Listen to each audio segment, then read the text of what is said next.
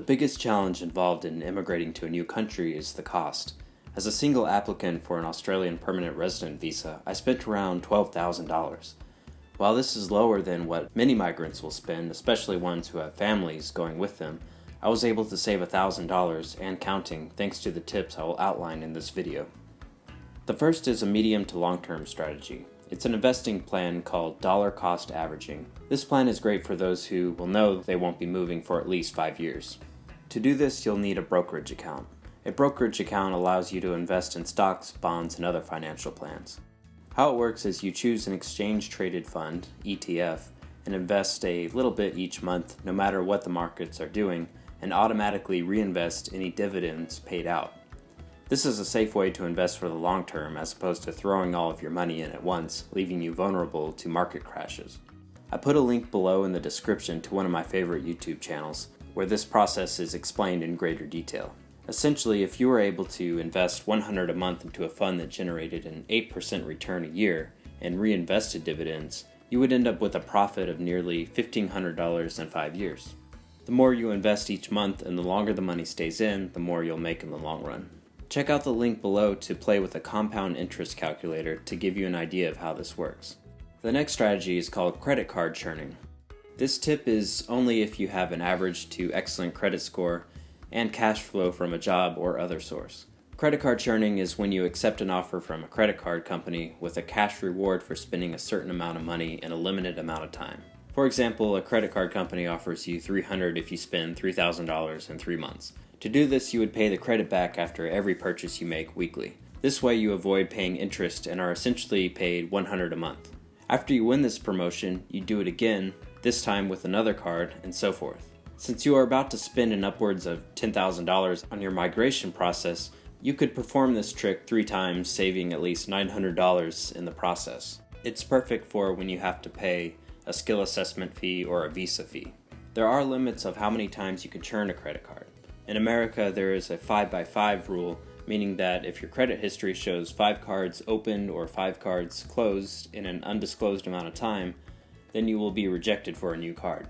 You can also do this with checking accounts, but generally requires you to set up direct deposits and have a large savings that cannot be touched for an extended amount of time. My third tip doesn't raise you money, but maintains the value of what you already have. If you are fortunate enough to have a decent savings, keep in mind inflation occurs at a rate of 3% a year, meaning the $100 you have now will be worth 3% less a year from now. As of summer 2020, saving interest rates in the US have fallen drastically. Having said that, you should seek out a savings account with at least a 1% annual percentage yield, or API for short. Money market funds are usually your best bet. Your next option is finding a bond ETF that yields 3 to 5% a year. Bond ETFs carry more risk, but through dollar cost averaging, the value of your money as well as the advantages of compound interest will make your money grow healthier over time. Typically, the best money market rates can be found at local credit unions. Cashback credit cards are the fourth tactic you should implement in addition to credit card churning. Many banks offer free credit cards, which pay a percentage for every dollar or less that you spend. This works if you are able to pay the credit card back before interest is charged. For most cards, interest is charged every 21 days from the date of purchase. I live a frugal life and own a 2% credit card from my local credit union. This earns myself $20 a month, which I put toward my travel budget. Other ways to earn cashback rewards quickly is to purchase goods for a trusted friend, as long as they can pay you back quickly, so make sure they're actually a friend first.